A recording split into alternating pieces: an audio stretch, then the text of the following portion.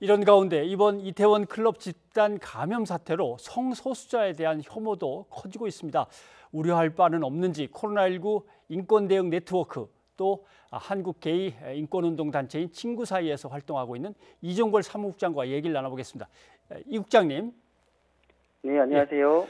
일부 언론 보도에서 일단 좀 혐오적인 또는 상당히 비하하는 듯한 책임을 묻는 듯한 보도가 있었고 결국은 성소수에 대한 혐오가 계속 번지고 있다.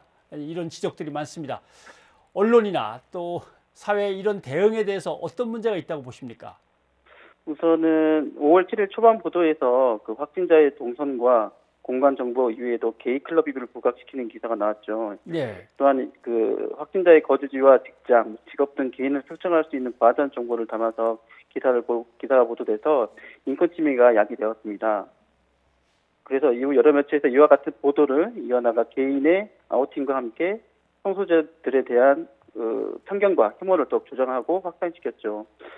이러한 확진자와 같은 동선 공간에 있었던 사람들이 자발적으로 코로나19 검진을 받을 수 있도록 환경을 조성했어야 했는데 이러한 보도로 인해서 자발적 검진이 오히려 더 어려워졌던 상황이었습니다.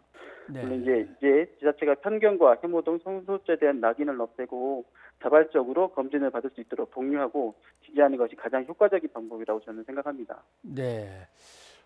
뭐 사실은 어떻게 보면 일반 클럽이든 또 성소수자가 주로 가는 클럽이든 감염의 위험성은 똑같은데 굳이 이런 비난이 있는 거에 대해서 어떻게 보십니까? 그렇죠. 그 클럽에 가는 것 자체만으로 비난을 받을 수는 없다고 생각합니다. 긴 연휴 기간 동안 클럽을 방문한 것에 대한 비난이 이전 사례들과 같은지 좀 먼저 살펴봐야 할 것 같고요. 예. 게이 클럽이라고 보도된 후 비난은 결국 성소수자에 대한 우리 사회의 차별과 혐오와 맞물려 작동했었습니다. 그래서 성소수자에 대한 혐오에서 비롯된 최초 기사 보도 이후에는 클럽에 간 것만이 아니라 성소수자 낙인이 더 씌워져서 비난 여론이 더욱 거세진 거죠. 그래서 이는 이전 사례들과 분명한 차이를 보이는 것 같아요.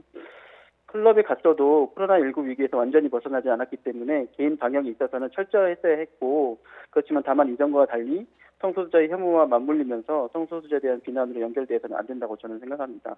이는 분명히 구별되어야 하는 지점이고 성소수자이기 때문에 비난과 조롱의 도마에 올라선 더더욱 안 되는 것이죠. 예. 예. 자, 이제 문제는 지금 이태원 클럽 방문자 중에 3천여 명이 연락이 이제 두절되고 연락이 닿지 않습니다.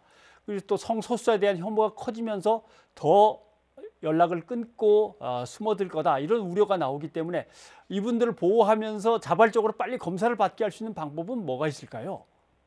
우선은 자발적으로 검사 받을 수 있도록 환경을 조성하는 것이 가장 중요한 지점인 것 같아요. 예.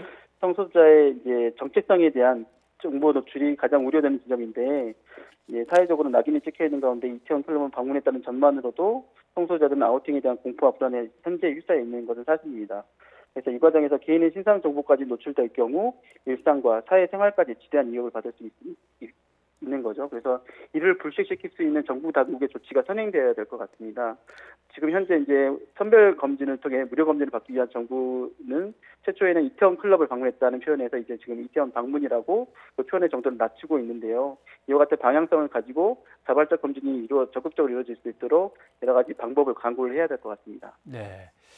뭐 과거에 문제가 됐던 신천지든 아니면 이번에 성소수자든 간에 바이러스와 감염 방역 앞에서는 사실 다 피해자인데 이런 사람들에 대한 이제 혐오나 차별이 사회에 번지는 게 우려가 됩니다. 우리 사회의 인식 개선을 위해서는 어떤 점이 필요하다고 보십니까?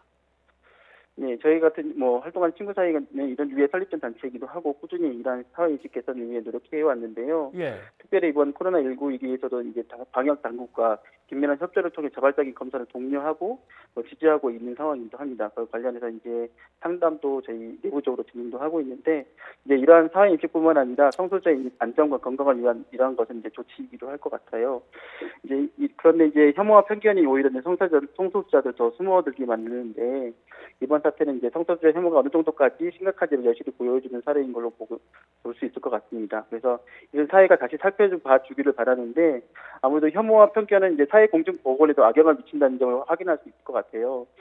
또 이제 좀 다가오는 5월 17일이 국제 성소수자 혐오 반대의 날인데요. 이러한 날을 만든 것은 이러한 인식 개선을 위해서 다양한 캠페인을 진행하고 있는 상황이었는데 안타깝게도 이번에 이러한 상황이 발생함으로 인해서 오히려 성소수자 혐오들이 나타났지만 이제 이것을 또 극복하면서 성소수자 인식이 바뀌어질 수 있는 계기가 될 수 있으면 좋겠습니다. 네, 알겠습니다. 언론들이 지켜야 할 인권 보도 준칙에도 엄연히 그 성소수자에 대한 호기심이나 배척으로 언론이 접근해서는 안 된다라고 네네. 명시하고 있는데 언론에서 그런 보도가 나갔던 것에 대해서는 참 유감스럽고 아무튼 이런 것들도 언론대로 좀 시정을 해봐야겠습니다. 오늘 이렇게 말씀 나누셔서 이종걸 국장님 고맙습니다. 네네, 감사합니다.